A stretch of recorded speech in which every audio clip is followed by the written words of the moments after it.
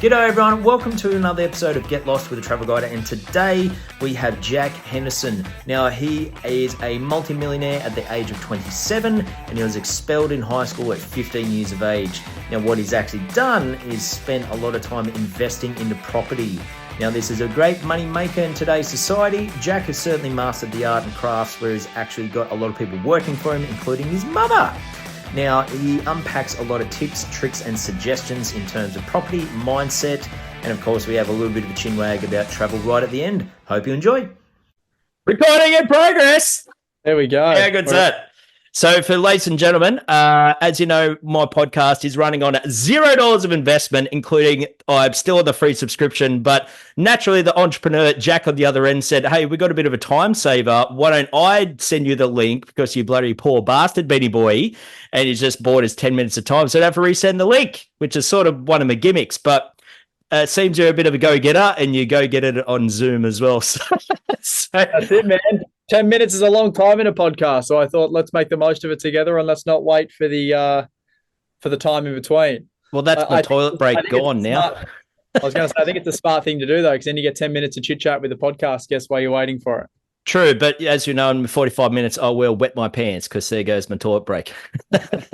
All good in the hood. So what and thank you for agreeing to do this pod. What I'd love to be able to pack is who you are, some real estate tips, suggestions, and have a bit of a fun little game at the end to wrap things up on a positive note. So firstly, may I ask, what's your age? Because you're looking under 30. 27, man. 27 I am, and 28 next month on the 17th of July. So beauty.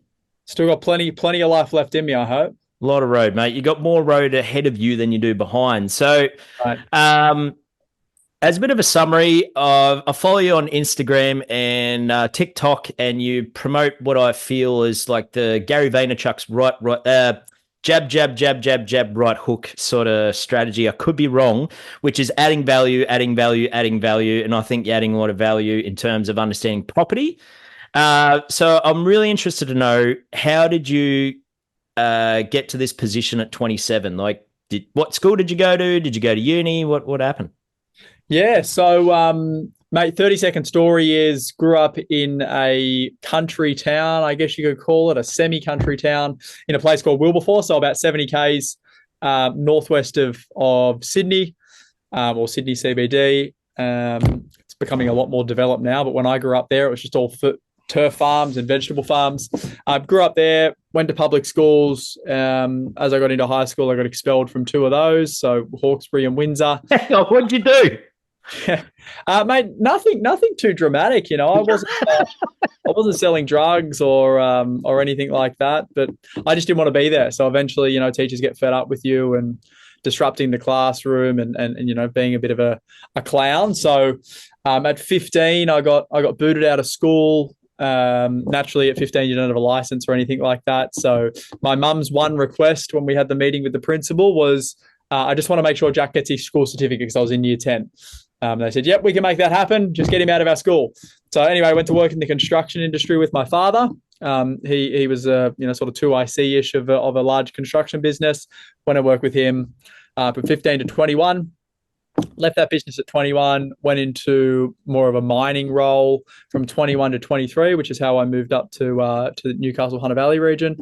And during that time, man, I obviously had low expenses, high income because of the industry I was in, and I started building my own portfolio with, you know, the support of some great mentors and friends and, you know, all the other people online that you can learn from. And mate, that's what's got me to, I guess, where I am right now.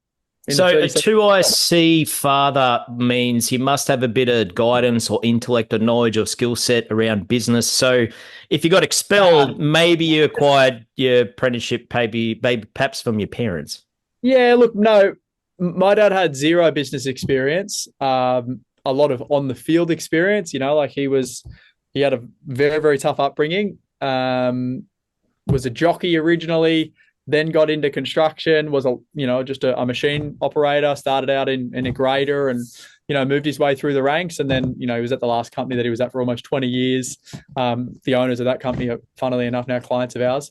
And mate, it was just on the job You know, he understands the intricacies of building and what goes into everything that you see when a beautiful finished product, whether it's a land subdivision or whether it's a industrial subdivision. There's a lot of stuff that goes on under the ground and on the ground that people don't see before there's just beautiful houses and factories sitting there, and that's what he was an expert in. But put him in front of a computer or ask him to send an email and he'd have absolutely zero idea how to do it. So the school of hard knocks, I call it. That's how he was brought up. And that's how he brought me up. All right. So you really got me thinking now. Other people that I hear about has got expelled, going in construction industry, are usually dumb as shit, piss all their money up the wall, spend it on stupid shit. It seems you haven't done that. How did you acquire that knowledge or wisdom or motivation to go down a different road? Yeah, so I guess one of the things that was a blessing is that I was out of school and I guess out of the environment of people of a similar age to me, which probably helped me not have that same mentality, right? Because I was in the workforce at 15, I was treated just like a normal, worker, as most people are. Like you're treated as an adult. And I didn't really then have I didn't like, for example, like you start out, most people will go through school, they get part-time jobs, they're at school, they're wasting money because they're around their friends, they go on to parties, they do the schoolies thing or something similar to it. Then because all their friends start to go traveling and, do the gap years and all the rest of it, that's what they do. I didn't have any of that influence because I was in the workforce. So I didn't go to schoolies. I didn't go travel Europe and do the gap year. I didn't go to university. So I didn't have the influence that most people grow up having, right? Because you're the closest, well, they say your average of your 5 closest friends. And mate, I had a chip on my shoulder. I was 15. I got booted out of school. I was a little bit embarrassed. My mum was very disappointed in me. And I wanted to prove that I'm not the stereotype person that, you just described, which is what I'm still working on now. How did I've worked in construction as well, and I live in Newcastle. I know very well what the mining industry is about and heavy construction. I understand that environment. For me personally, because I've spent many years in tourism and quite, self-development, sales, which is not really the types of conversation I ever have, by a knucklehead worker on an operator, pack of ciggies, missing teeth, hardened but on good money. How did you ever find that as a challenge as well? Did you ever think, hang on, I got something within here which I need to apply instead of operating some heavy machinery? Yeah, so I guess the brilliant thing about operating heavy machinery, like I was a grader operator, same as my dad was when he was my age. But I was in a machine. The only thing I had to listen for was a 2-way radio, and mate, I had podcasts playing day in, day out for fucking 5 years straight. I've listened to every episode of the Property Couch up until, that age. I listened to every property person talk. Like that, I just consumed so much information. So that was the great thing about that industry, is that I was able to consume it. I was in my own environment. Like the only time I would ever associate with, the other workers as such is when I was, having smoko or lunch, and usually I'd eat in my machine anyway. I wouldn't go eat with everyone.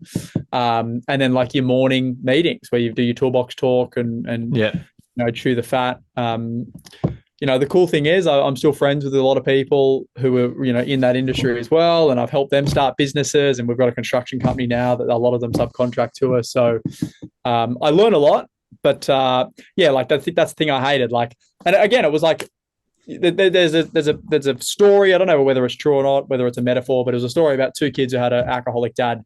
And, one child ended up becoming super successful and never drank alcohol, and the other one became an alcoholic. And they were both asked the question, how'd you end up like this? And they both answered it the same way, because my father was an alcoholic, so how would I end up anything else?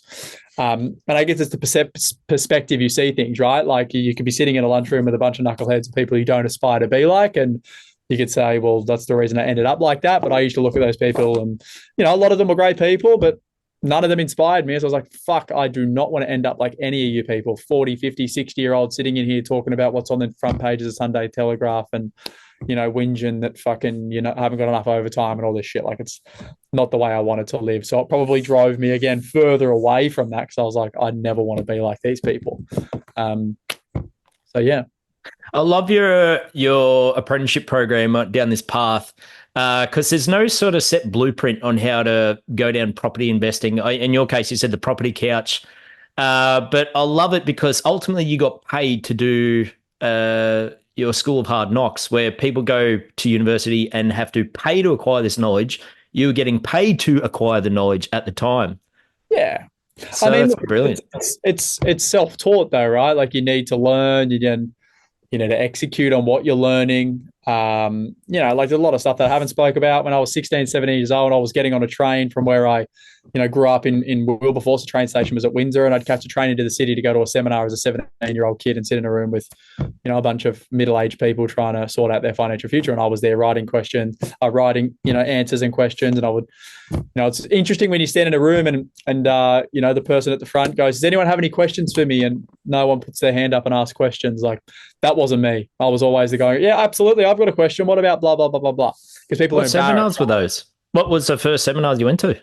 The first seminar I went to would have been a Chris Gray seminar, who was, he ended up being a mentor, and now he's a close friend of mine. I went to all those personal development ones that Success Resources put on. Again, Michael Lane, who runs that, he's a good friend of mine now. Like a multitude of them. There was so many webinar, all that shit. Brilliant. And a lot of the stuff not valuable, waste of time. But if I picked up one thing from it, which I always did, it was worth my time, because one thing from every single event or person you meet stacked on top of one another ends up compounding. I did the same thing. You're a bit younger than me. I'm bloody 40 now. I just had a birthday the other day. But yeah, I did the same sort of thing, like acquiring self-development, going to the seminars. And I did that as well. Like there was a, seminar like 5,000 people. Any questions? Like, fuck that. I'm taking this opportunity. I'm putting my hand up. I'm asking that fucking question. Like they give me like 3 questions. I'm like, what the fuck's wrong with you people? Like, you got a golden nugget sitting there. Yeah, and that's the thing. You gotta take that risk to take action, which I really resonate with you as well. Most people don't. That's called mental masturbation. Most people go to seminars and learn things, pay for courses and all the rest of it. Consume people like myself's content online, but that's all they do, and they get off on it. And I go, fuck, I'm learning, but learning without execution is it's probably worse than not learning at all, because man, I find like a lot of people that go to those sort of events, they like the heightened sense of it. Like they feel very inspired when they go there, and then the next day, like the high goes down, and they don't do anything. Where I fucking did. Like I wrote shit down, and I kept going. And it sounds like you've just done that at a very accelerated rate. So it's especially at the age of 27. So can we so we've just sort of unpacked your construction industry and how you acquired your mindset and knowledge and networked. But how old were you when you bought your first property? 18. So almost 10 years ago now. Well done. Where was that? Wait, sorry, may I ask, like, how did you go from your first one? Yeah. Because at the moment, I'd really like to. It's a bit of a sticky topic in the news at the moment, and I got mixed emotions around.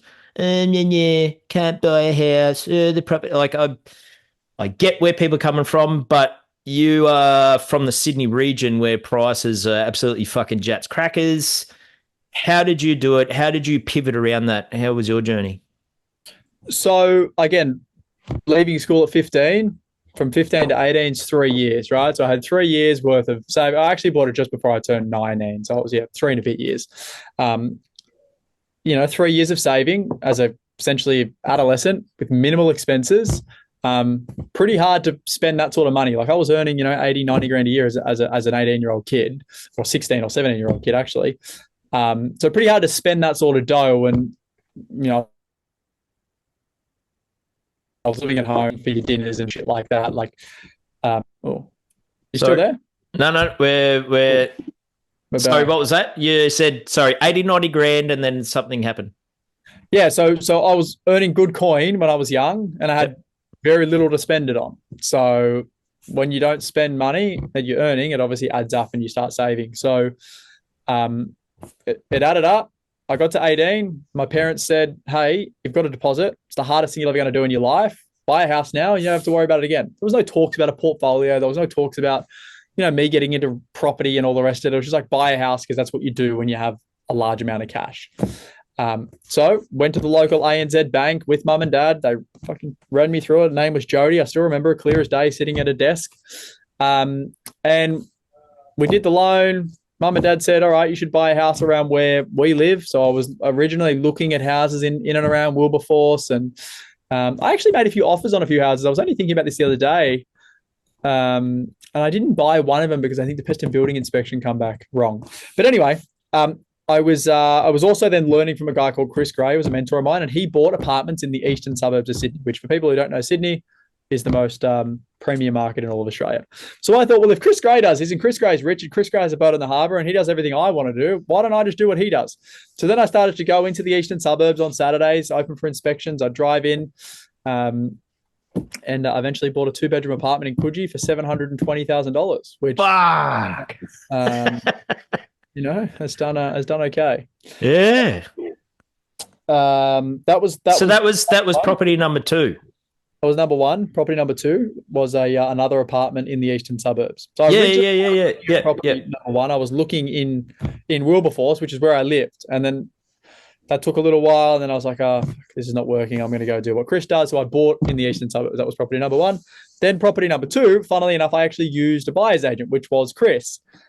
He bought me my second property, which was another 2-bedroom apartment, this time in Maroubra, so the next suburb down. And then property number 3, I had a partner at the time. We'd saved a deposit together. We were just about to buy a property together, and I got a little bit scared about commitment. I was 21 years old, about to commit to buying a house with a partner. I was like, fuck, this is what I want my life to be. So we ended up breaking up, and we split our deposit 50-50, and off we went. And then I ended up moving to Newcastle. This was the whole reason that I moved to Newcastle. I was like, I need a change of scenery. Moved to Newcastle, lived there for 6 months in a share house in Cooks Hill, and then eventually bought an apartment in Bar Beach, 2-bedroom apartment in Bar Beach, for $660,000, I think it was, and on Memorial Drive, like right on the ocean. I couldn't believe it. I was like, I fucking bought a I used to live on Memorial Drive at the hill, just down there. Yeah, right. Yeah. So I'm down the Bar Beach end. That was the third property I bought. Then the fourth one I bought was the apartment underneath that one. And then from there it sort of snowballed, and here we are. So you sort of you had no aspirations to be a property developer, but then you started to, I guess, in that journey, you start to understand the value of investing, and it's an alternative means of making income instead of getting a paycheck. Where's your business? Do you have a business now? And what is it? How has it gone from that stage to where you're at now? So it's interesting. Ever since I was like really, really young, I always wanted to do something with property. It wasn't like transactions and building a portfolio. Originally, I wanted to be an architect. So I used to draw house floor plans. I used to draw designs like constantly.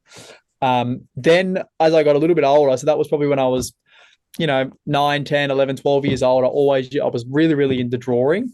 I fucking had every pencil and like all the Derwent pen, like shading. It was crazy. I was massively obsessed by it. And then obviously as I got a little bit older, I realized I had to go to university to be an architect. I was like, fuck that, I'm not going to university. And then my mum and dad sold our family home to go on and buy our first acreage property. And during that process of them selling the property, I was obsessed with the real estate agent. And the process, her name was Leanne Wright. She worked for Vibe, and she actually said to mum and dad, as soon as he's old enough, let me know when he can come and work for me. And then through the process of them selling and then rebuying, obviously we're going to open for inspections and looking at land and all the rest of it. And again, I was obsessed with that.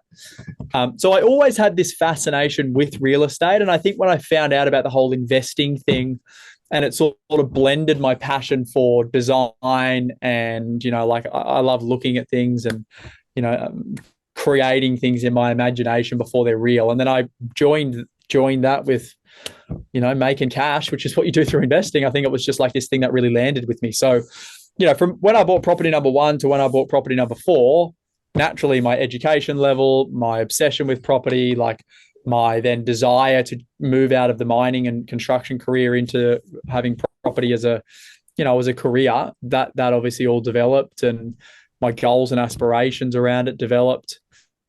And then it progressed into me leaving the mining industry to go and work for a company in Sydney in Double Bay. So I moved back to Sydney when I was 23. started with a firm called Trelease Associates, which are no longer around. Was their highest performer as a buyer's agent within 9 months of being there. And then ended up parting ways with those guys and starting Henderson. And, that was sort of 4 years ago, three and a bit years ago. Fucking hell. So when you reach 30 and you're going to be retired, what are you going to do? Definitely not going to be retired. Look, the reality is I could retire now. If I sold a portfolio down and had no debt, lived a little bit more humbly, I could retire now very easily. Not how I would want to retire, but how most people retire. But it's like, the obsession, and when you're growth minded, like it sounds like you are as well, like you don't want to stop because you're like, fuck, I'm in a place now that 4 years ago I thought I'd never get to, and it's like, what does it look like in 5 years' time? And what does it look like 5 years after that? So then it's just continuing to, chase what you think is unattainable.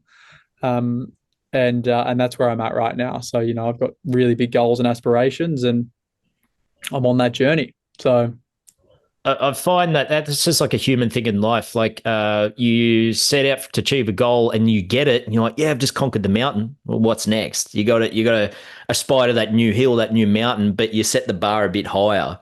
So yeah, it's pretty fascinating to see where you could be in 10 years. Because every time I've hit a new level, and I'm sure like, anyone who achieves things in any areas of their life has this. It's like what you think is unattainable, which is that mountain, you get to the top of that mountain and then what you realize is that was just like the smallest mountain in a range of an unlimited amount of mountains, you look up, oh, fuck, that's the next one. And then off you go again. And then, it continues to grow and grow and grow. And look, I've still got my first ever vision board that I created, which was, to make $350,000 in income, which was double what I made in the mines. It was in my mind, like double what I made in the mines was like crazy. It was to have a $10 million property portfolio. It was to hire my mum. I really want a mum to work for me. And it was I'll show you. I'll pull it up. It was to have the Henderson group of companies. And I created this when was this created? 2019. So that's my first ever. Damn. That's 350 GCI, which is gross commission income. That's that's US cash as well, so it's worth a bit more, yeah. And that's 10 million net worth, Yep. And then the Henderson group. So, and I achieved that within the next 12 months. So I was like, fuck, that was something that I had like, as a 10-year goal. Anyway, well done. Every level is another devil, essentially, right? So you just got to keep chasing those devils. Totally. All right, so I've got a few scenarios or questions that I'd love your feedback on. Please. So there's three, and sort of hopefully I've spanned this as broadly as for the listeners. So if someone's earning $60,000, which is very standard wage in Australia, how can they, and their cost of living, rent's really high, the food, the bills, 60 grand a year, they'll be breaking even. What's your suggestion for them? You need to earn more money. You need to be more valuable to society. That's the unfortunate truth. Like, I know it's harsh, but like you're not going to ever be able to create wealth with that amount of money unless you go and live in an area which is relative to your income. And I say this stuff all the time, but it doesn't land with people. Sydney is one of the most expensive cities in the world. You need to be wealthy to live here and enjoy it for what it is. If you are not wealthy and you live in Sydney, it's a horrible place. You got to sit in traffic, you got to pay tolls, you got to fucking travel an hour and a half to 2 hours to work every day. You shouldn't live in Sydney if you don't earn a lot of money. Like, I live in Sydney, and fortunately enough, I'm in a position where it takes me 10 minutes to get to my office. I don't pay tolls. I live next to the ocean. I've got beaches all around. I've got the best restaurants in Australia. It's an incredible place to live. It'd be like living in New York and having no money. It's not a great place. So you've got two options. One is take the easy route, earn what you're earning, and go and move somewhere where your income is relative to things that are there. Your life will be just as good as someone else who is wealthy in Sydney because it's relative. Or if you want a really good life, then you've got to take accountability and go, well, there's people making a lot more money. If you think you're as good as they are, then you have to show yourself that you are. So that's the unfortunate reality. Is like earn or live in an area that is relative to what you earn, or just be okay with where you're at. Yeah, I love that. My sort of go-to is actually similar industry in construction. Because like if you're a clerk or something like that, you know, 50, 60 grand, you complain, do traffic control. Anyone can do it. And you can earn 80 to 100 grand a year for like, because with the hours and overtime, and that could be, you know, what do I do? I can't get anywhere. Like anyone can do that job just about. And so there, and it's all over Australia. Two things, right? It's like, do you want to earn a lot of money and potentially be unhappy, or do you want to earn less money and be really happy? Like, you know, you spoke Gary Vaynerchuk at the start. He talks about that stuff all the time. Like, unfortunately, in some industries, they're just not, you know, super highly paid, and that's okay. But if you love it every day, then you're in front of people who are, you know, earning $400,000, $500,000, $600,000 who work for a bank or an insurance company, but are miserable fucks every day. Like, totally. So there's a switch off, and if you hit the jackpot, you can earn lots of money and be really happy. So I feel you. I hated the construction industry, but I knew what I was consciously eating a shit sandwich to progress myself financially. That was it. That was the goal. I think that's great. You know, we've got clients who we only onboarded a client yesterday that I had a call with, and you know, they've just, both of them have started jobs, fly in, fly out in Western Australia. They're running one of the camps over there. It's the same thing. They're like, we're here for a minimum of 2 years, a maximum of 5 years. And it's just to have a combined income of that 300 to 500 grand. Yeah.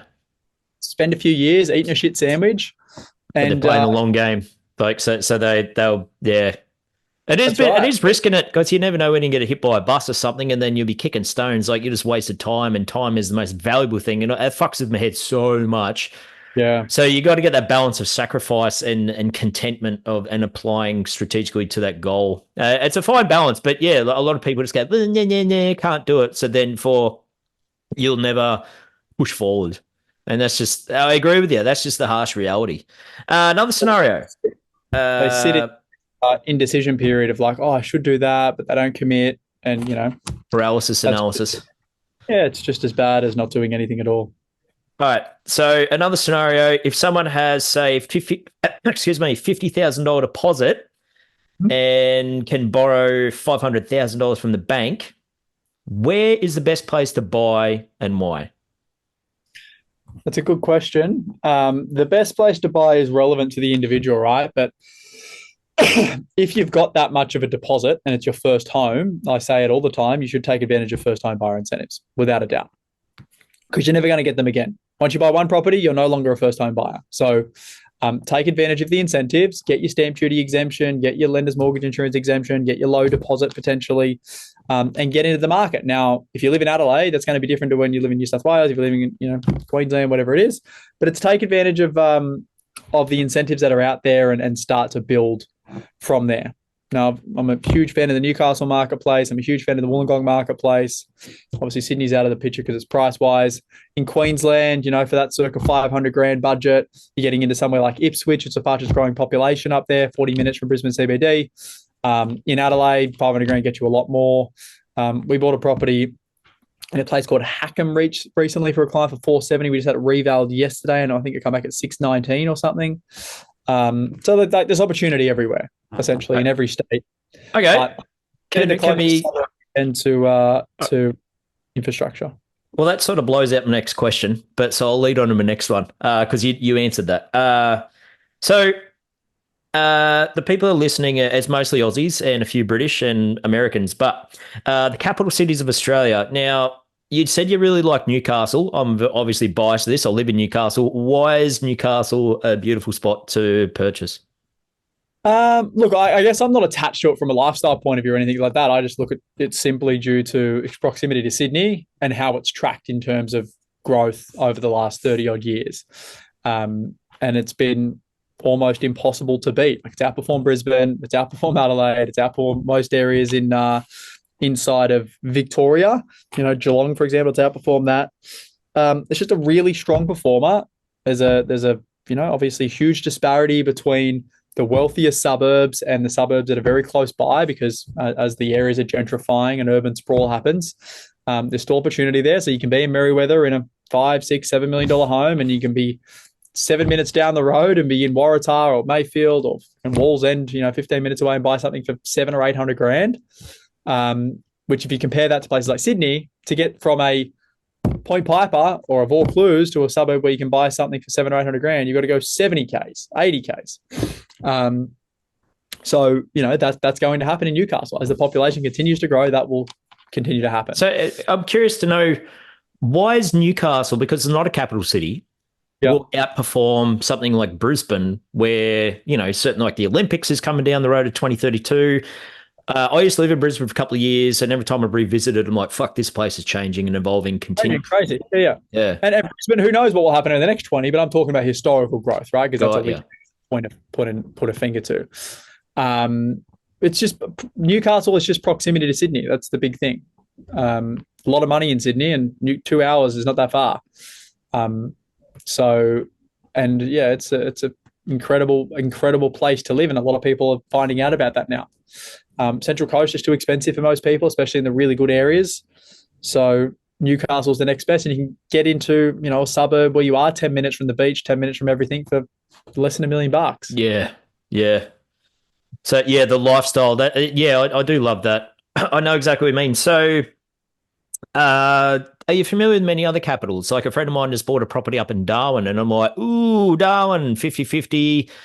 What's your thoughts? Wouldn't go there. Really, really poor track record of performance. So purely with history. Yeah, well, I mean, that's all you can do, right? Who knows what's going to happen in the future? And if anyone tells you they know, they're full of shit.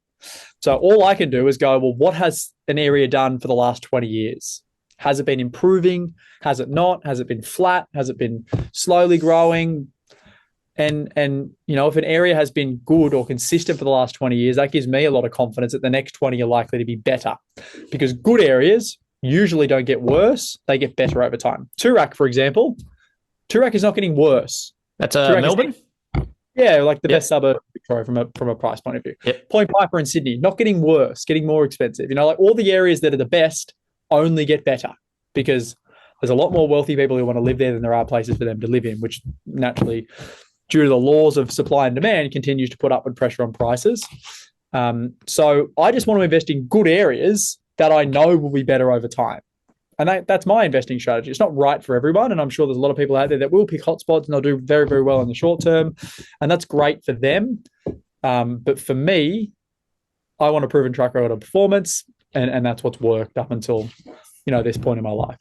You can look at historically global, like Sydney, Melbourne, they're global cities nowadays. 20, 30 years ago, never really as much. Like it's really evolved with immigration for the 1970s, 80s. And I think Australia's getting around 5 million, immigrating about 5,000 multi-millionaires every year. They're just buying up fucking everything. So where if you look at places like Paris, New York, London, it's like they're in front of Australia. So you can look at, I think there's a bit of a copy paste what can be done abroad, and then see the way Sydney in particular and Melbourne are progressing forward. Very true. There's obviously, there's similarities and there's things that are very different, but around the pricing thing, like look at New York, for example. If you're born in the US, just like assuming you're born in Australia, you don't go, okay, I want to go buy my first property in New York, or I'm going to go buy my first property, in Miami, or I'm going to go buy my first property in LA. Like it's just not reality. But a lot of people in Australia have not comprehended that we are moving with the times, and it is not normal in most global cities to live very close at all and own, to a major city. So yeah, you got to get to terms with the times, or the way to make it not a problem is, like I said, go and make more money. The fix to all of these things is to just take accountability and go, well, if I wanted it not to be an issue, I'll just go make more money. And I can assure you there's an unlimited amount of money out there in the world to make. You just got to go get yours. What's your thoughts on the Perth market? Because I know there's a bit of a buzz around it, and I have mixed emotions if I were to park my money in there. Yeah, look, again, poor track record. Perth is obviously, we're generalizing here, just like Sydney. It's a large marketplace, a lot of suburbs. The good areas inside of the Perth marketplace are not cheap. So I'd only invest in the best areas. I wouldn't invest in Newhouse and Land Estates. I wouldn't invest 40 or 50 Ks from the city where a lot of people are. And the thing that I think is worrying is that the majority of buyers there are investors. And when that pendulum swings too far across the 50% line, because nationwide, 70% of buyers in the market are owner-occupiers. But inside of certain marketplaces, that number changes, right? So Perth right now, there's a large portion of investors buying, which is worrying because it's not sustainable growth. That's fascinating. So if someone is in a city trendy from Sydney and they're like, I'm not going to move, but they have got money to buy the first investment property outside of Sydney, you got the whole country and they've got $100,000 deposit and they can get a property up to $1 million. What would you suggest them to do? I'd buy a Brisbane, Newcastle within 10 Ks of both city. Established house, ideally needing some work, ideally having the ability to add a dual occupancy to it. That's it. Super simple. Quiet street, good sunlight, level block, no flood, close to amenities, hopefully walking distance to a cafe, all that shit. It's not rocket science. Just go, where would I like to live? Or where would the majority of people like to live? That's where you go and invest. What are the top points that people look for? Like, correct me if I'm wrong, it's just the basics, like close to schools, hospital, lifestyle, transport. What else am I missing? So for people that's never understood property, because a lot of my listeners, I don't think they're really into the investment game. Yeah, so like all the things that you just mentioned, but I think that what's more important, like if you're in a good suburb, in a good area, like all those things are going to be right anyway. You're going to be closest to a hospital, you're going to be closest to transport, like all those things are going to matter. It's a lot of the things that make a property outperform are all the things that, people don't necessarily think about. It's like if there is a suburb and there's 100 streets in that suburb, there is 10 of the best streets. Like they're the streets you want to be on because they're the streets that the buyers always pay premiums for properties on. Those streets are generally tree lined, they're quiet, they've got no noise pollution from main roads, for example. A lot of the houses will be renovated on the street and people will be driving nice cars and there will be a local village or a shop or cafe close by because a lot of people, want to walk there and they're the things that matter.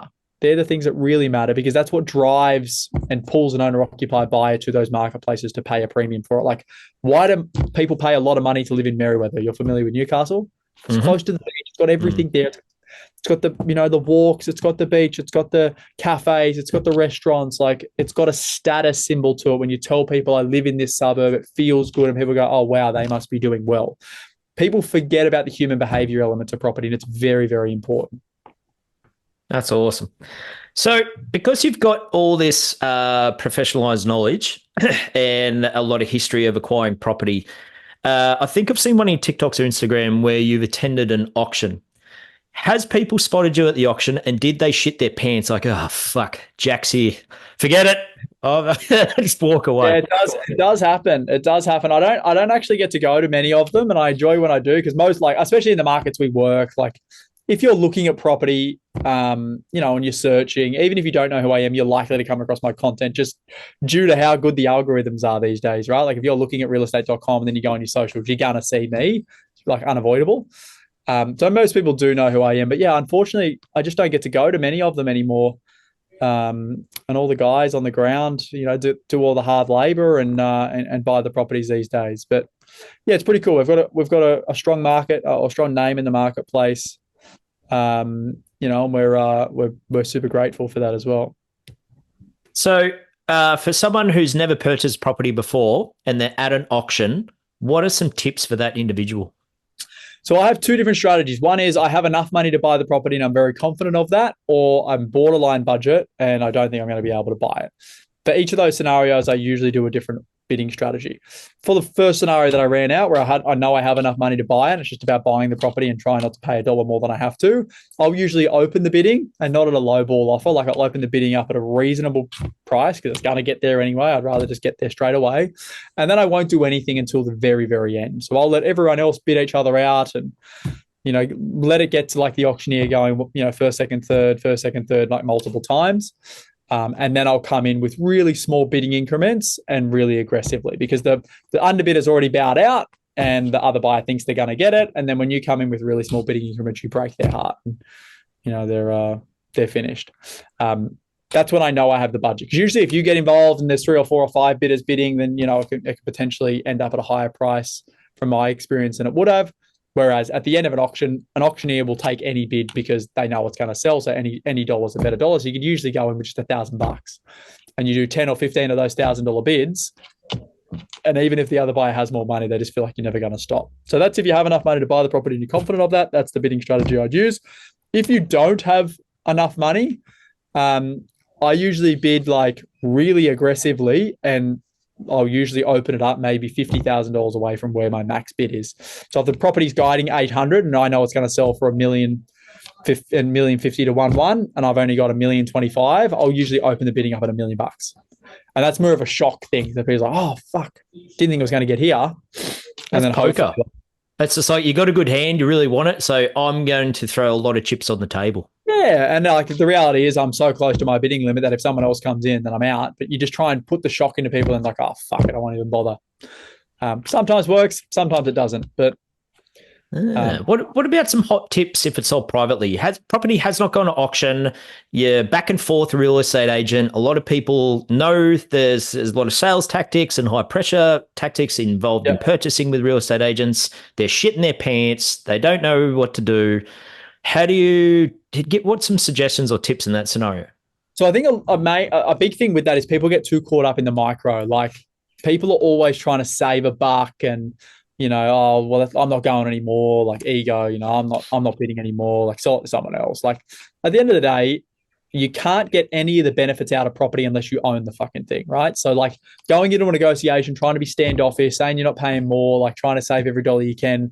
For me, that's the wrong tactic. Like I negotiate and get it overdone with very quickly. And even when I buy properties for myself, it's like, what is it going to take to buy this thing? If I think it's reasonable and in line with the market, I just buy it. I don't worry about like, oh no, I'm only going to pay this much for it, because it takes more time. My time's worth a lot of money. And the reality is, if it's a good property and it sells for a price, I can almost guarantee the next one to sell similar to it is going to sell for more. So set the benchmark and then move on with your life. That's all I do. And I can assure you, in 20 years' time, you're not going to go, oh, fuck, I wish I'd never made that extra $10,000 offer or $50,000 offer, because it doesn't matter. People get in their own way a lot. So got a few more questions, and we'll play a game and start to wrap it up. Jack, what is your biggest fear? Biggest fear, not achieving what I've set out to achieve, without a doubt. May I ask, what is your goal? What do you want to achieve? Global organization and a net worth in the billions. That's the goal. I think your benchmark's a bit low there, to be honest with you. Come on.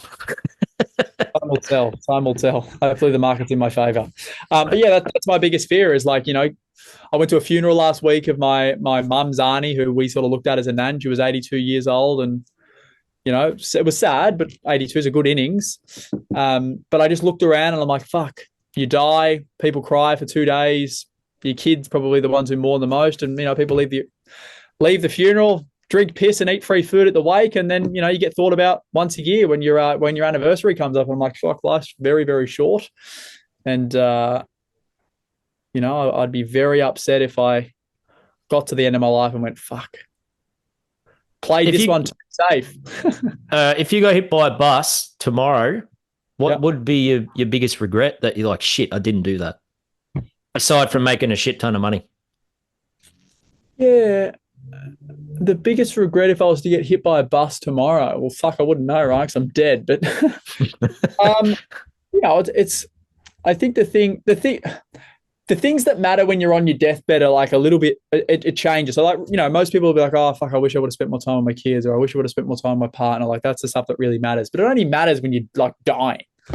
You know, so I think the thing that I regret is like, fuck, why did I play it so safe? I knew I was going to die at 27 or 28. I fucking would have went so much harder.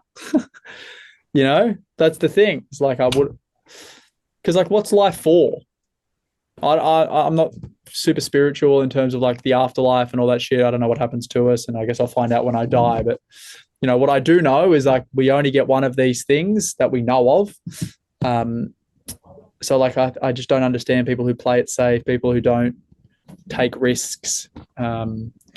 You know, and I just try and continue to go, fuck, what can I do that's more and more and more and more and more, until a point where I get over it. And hopefully when I get over it, it's enough.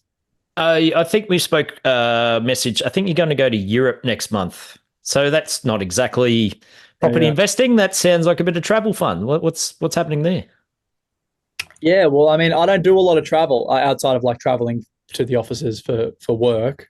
So yeah, that's going to be fun. I'm doing 3 weeks in Europe with my partner. She'll stay on for a few extra weeks with her girlfriends, and I'll come home and get back to work. But again, man, it's funny. Like at this stage of my life, I'll enjoy for a week, definitely. I'll be like, fuck, this is cool. And then it's the same shit, And then I'm like, I would rather be working and increasing what I Oh, want to increase.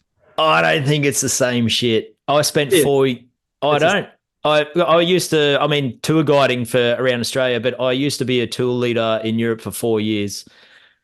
Of all the things that I've done in my life, that's up there in terms of like being in the moment, being present, being with incredible people in incredible situations of history, culture, knowledge. Like if I had billions of dollars, I'd still travel. Like for me, that's me personally. That this is what really fills me up. But yeah, like for me personally, that is the ultimate. My girlfriend's German, and me going back to. I want to go back to Paris. I've been like 30 times with her. It's just like it'll fucking blow my mind. If I was a multi-billionaire, I would still do that. But yeah. that's me. And maybe. Why do you think it's so? Okay, can I ask where you're going to go in Europe? We're doing Singapore, London, Paris, south of France, Italy, and then I'll fly home. So what's on the itinerary? What's on the to-do list? So I really want to go check that out. Have you been there before? I don't have that shit. That's the thing. I'm like, I don't really want to go check it out. Like, it's probably going to cost me 100 grand to do this holiday, and it's going to be fun, no doubt about it. But at the same token, like you said, that's what fills you up. What fills me up now is going, what's my target for the next financial year, and watch me fucking blow that thing out of the water. That's what fills me up. Fascinating.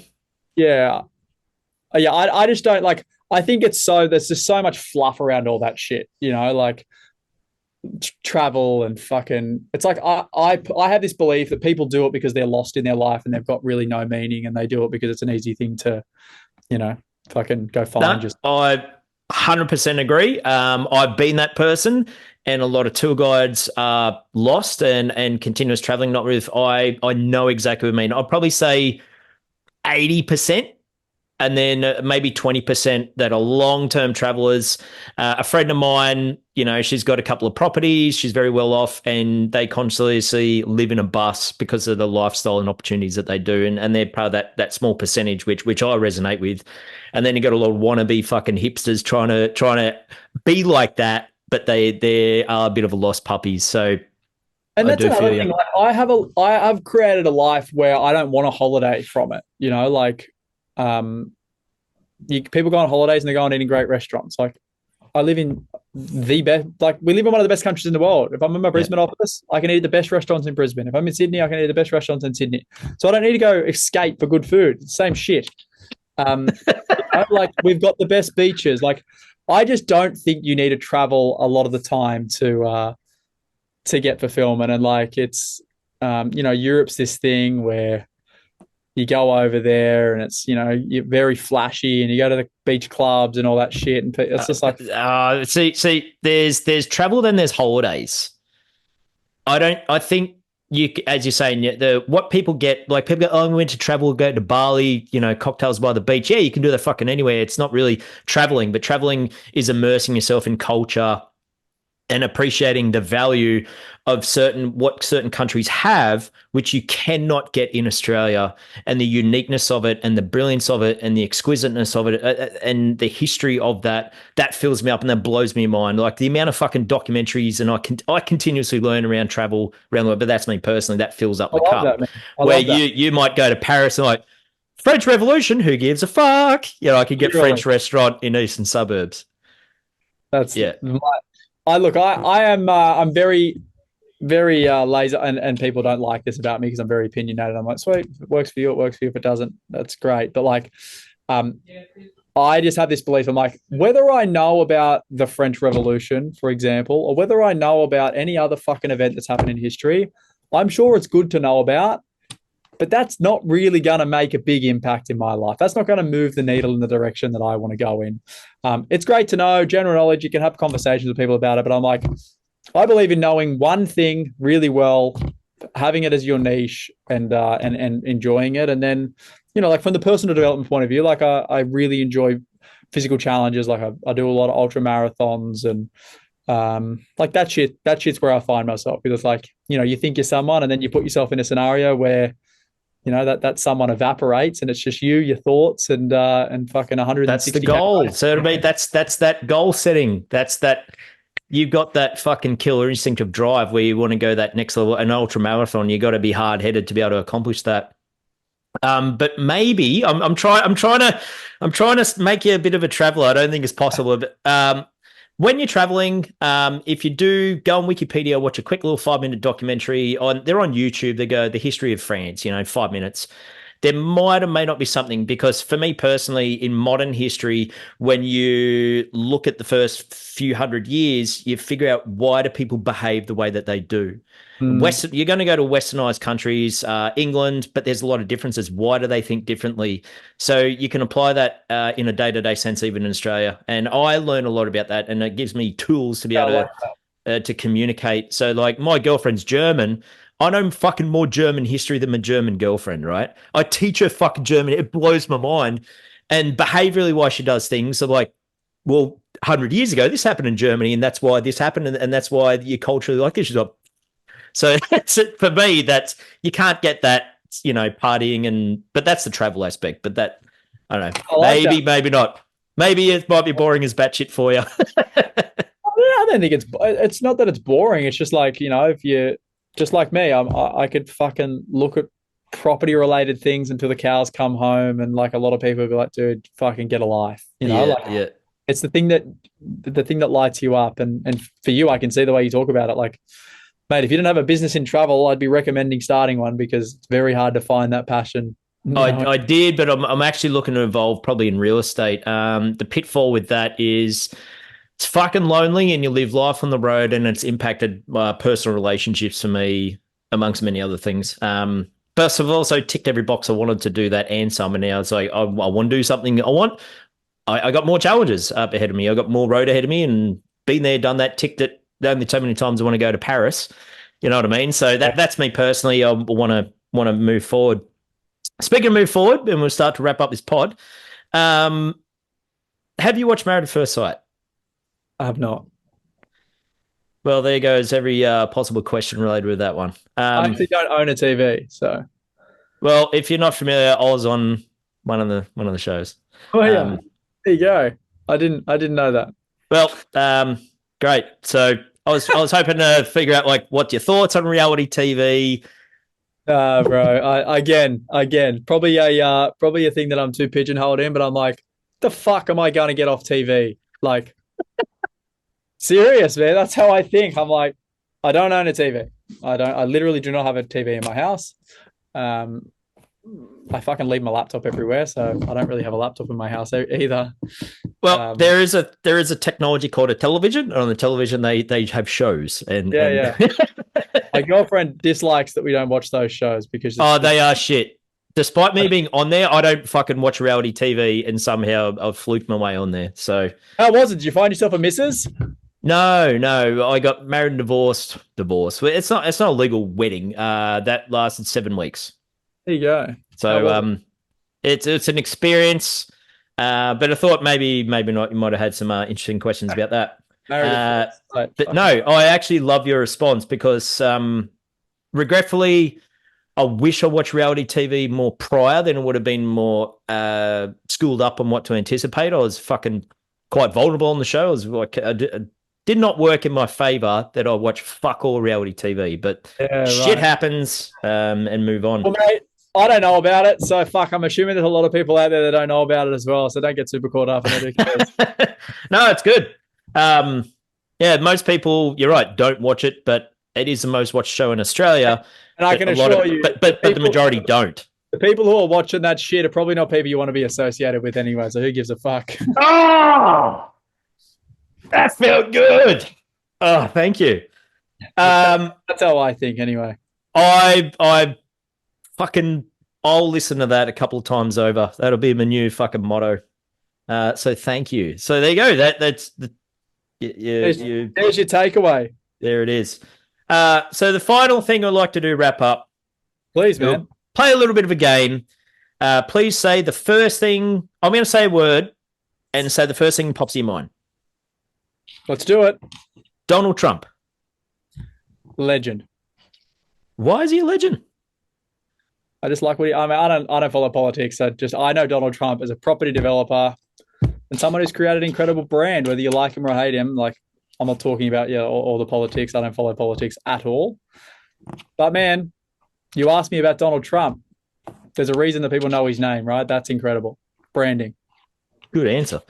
And I like his jet. Okay. The Wolf of Wall Street, Jordan Belford.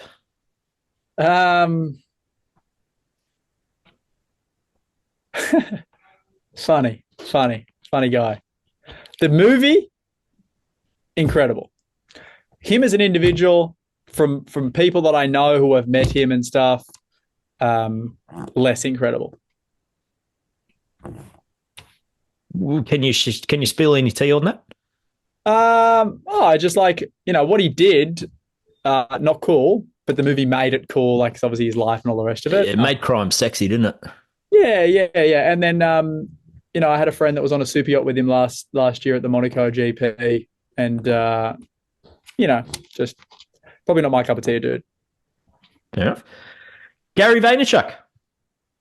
Inspiration, digital mentor. Love him. Absolutely love him. I thought, I'm not surprised you said that. Was I right with the jab, jab, jab, right hook? Yeah, man. Like my whole content strategy is Gary Vaynerchuk based.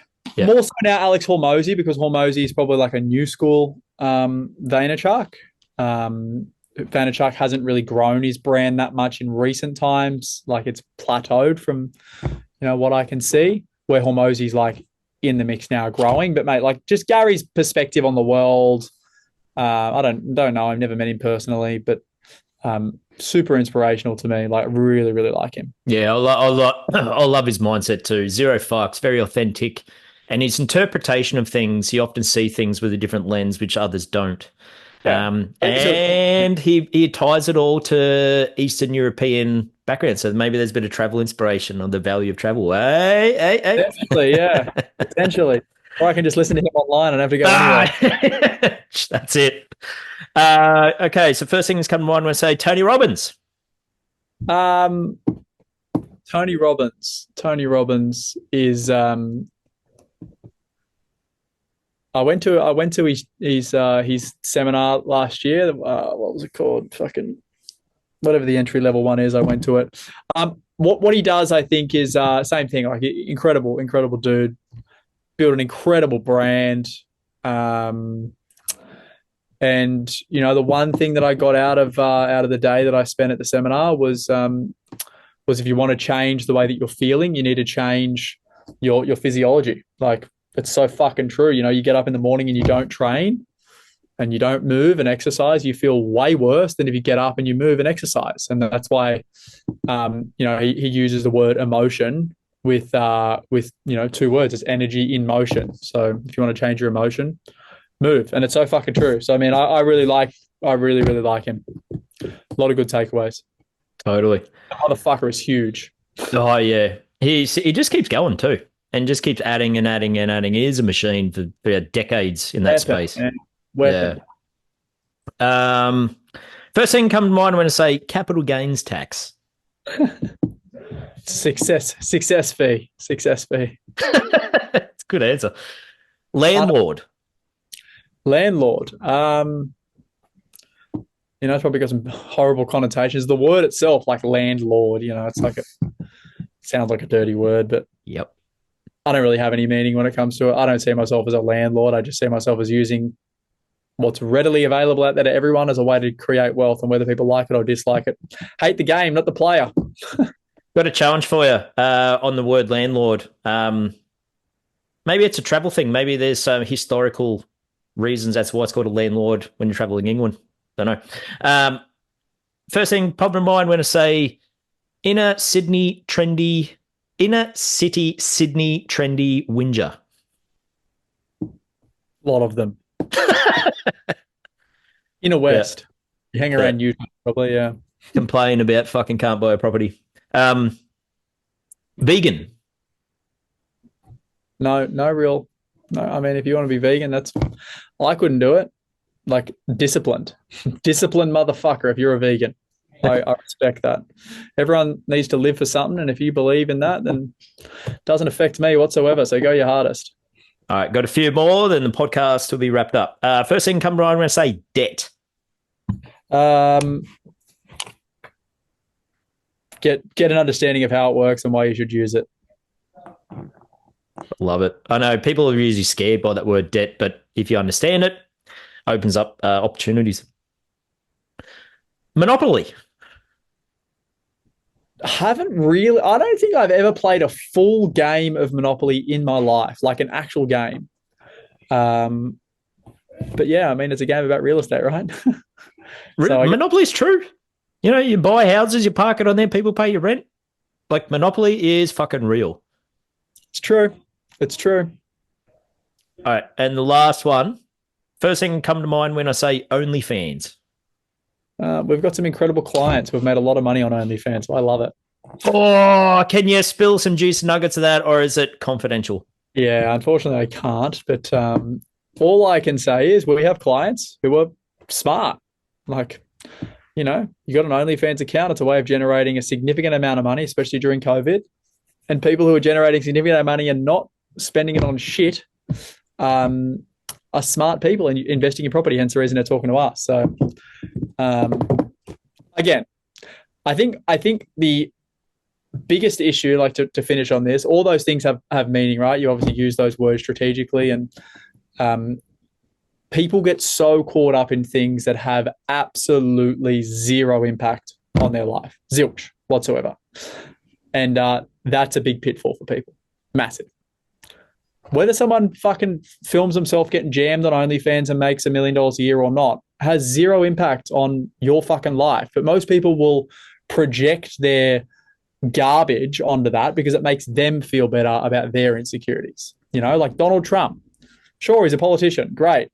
What the fuck impact does he have on someone who lives in Cabramatta in Sydney? Like, zilch. People can think that it's going to have an impact. Oh, if he gets into politics, blah, blah, blah. Like, the government has zero impact on the way that you live your life. You have an impact on the way that you live your life, and you just, you know, put the blame onto someone else. So I think that's none of those things have an impact on my life. Zilch, whatsoever. I love that interpretation. Like, you're just focusing on yourself, on what matters for you. It's not harming anyone else. Probably the gripe with OnlyFans, though. Look at my TikTok content. Yeah. Look at the comments, and like all the people who have a fucking opinion or like, you know, have some horseshit thing to say. I'm just like, I care zero. Absolutely. Because anyone who is of any substance and is actually, you know, someone who I'd like to hang out with, one, probably isn't commenting on my TikToks, and two, you know, like they're definitely not commenting hate because they know it's not going to have any benefit to them. But it's just sad, man. It's like, it's fucking, they're sad people. It's cooked. But anyway. Well, I have received thousands or tens of thousands of negative comments online. And it doesn't bother me whatsoever, exactly for that reason, because people go, Ben was a cunt on TV. And they write, some people just write dick, whatever. I'm thinking, why waste your time and energy doing that? Secondly, some people write a fucking novel and like, that person is doing fuck all with their life. Oh, yeah. And the successful people, you don't see anyone successful going in the comments section going, this guy's a piece of shit. So that's very interesting. Yeah, man. It's a funny old world out there, bro, but if you just focus on you, life is great. I can assure you. That's a great takeaway. Speaking of takeaways, is there any final thoughts you'd like to wrap up this podcast with?